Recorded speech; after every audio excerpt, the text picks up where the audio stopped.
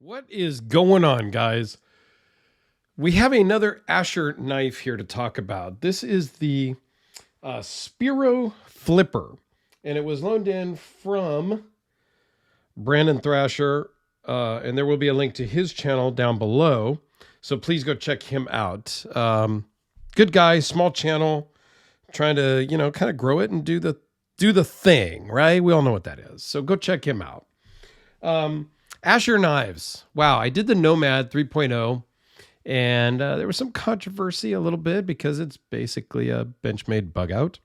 But we're not going to go there in this video.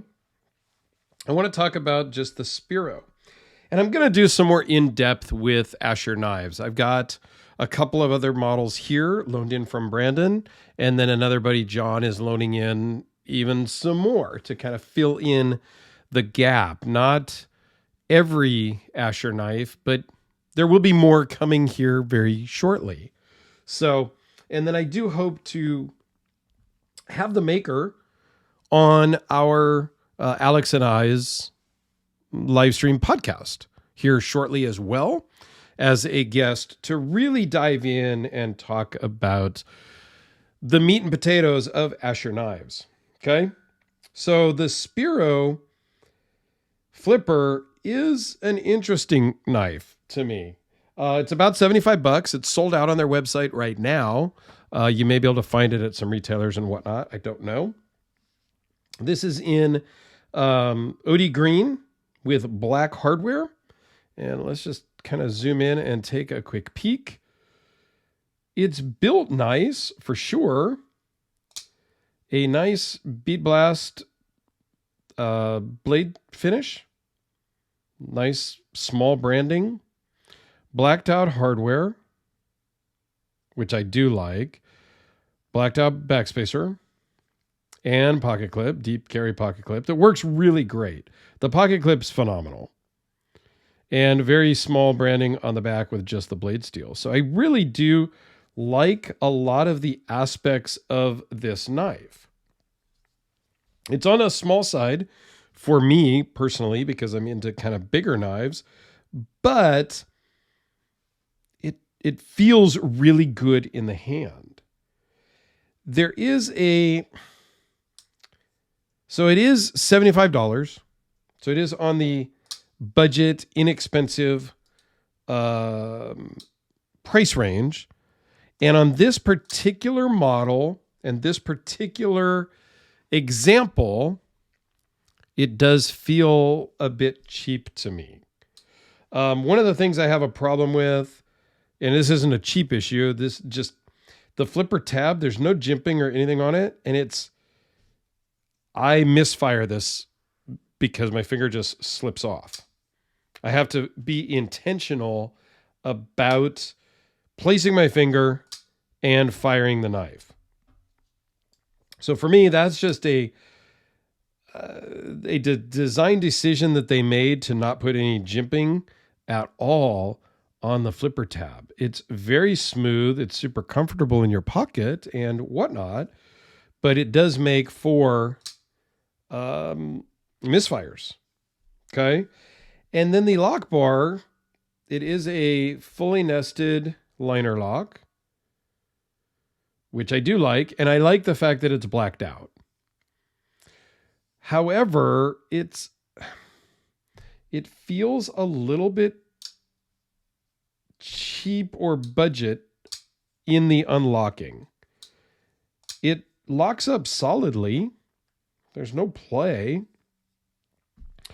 I don't know. There's just something about the feel of the lock bar when you're closing it and disengaging it that is a little bit on the cheap feel. It's hard to explain. Okay. So let's talk about the specs. It's 4¼ inches closed, 7¼ overall, 3.14 blade, 2.96 cutting edge. Behind the edge is 0.02, 2 thou. The blade thickness is 0.08. So overall, this thing is super thin and going to be super slicey because it's a thin blade stock that tapers down with the, grinds down to very thin.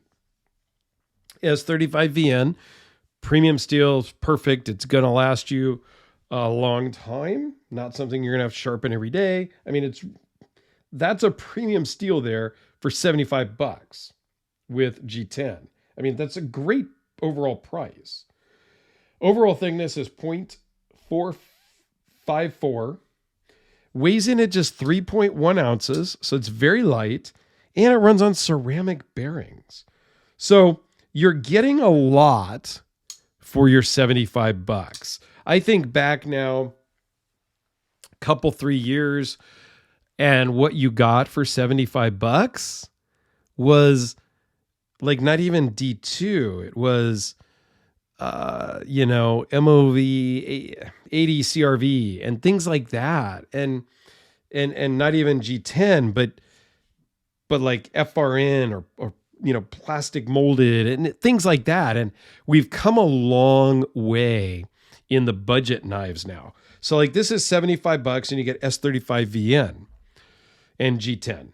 The Kubi, the KB237 is like $50, D2 and G10. Flipper, liner lock, kind of similar, not similar style, but similar materials. This one, I don't want to say, this one feels more solid to me than this one. I'm not going to lie. Okay. And that could be just this example. I'm not trying to say negative stuff. I'm just giving you my thoughts and feelings. Okay. But we've come a long way in the budget price range now. S35VN, G10, ceramic bearings. I mean, there's a lot going for this knife at a great price. So I do like it. It does feel a little bit cheap to me, and I wish there was some jimping on the flipper tab. Now, I also do have a thumb stud version of this same knife, and I will do a separate video on that. And I do also have a frame lock version of the Nomad in all titanium, which I will do another video on as well once I get some from John, who's sending me the Nomad 3.0 that I've already reviewed, just so I can have that Nomad to compare with the titanium frame lock Nomad. So stay tuned. I'm going to put a link down below to my Asher Knives playlist. So please go check out my Nomad video. I would love to hear your opinions over there. And stay tuned for the rest of my Asher Knife collection, if you will. That's not mine, but my loaned in Asher Knife collection. And I know I don't believe it's going to be all of the models that they carry, but it's going to be pretty good. Like, it's going to be a pretty comprehensive list. So yeah, there you go. Please go check out the Nomad video. I'll put a little card thing over there, and have a great day.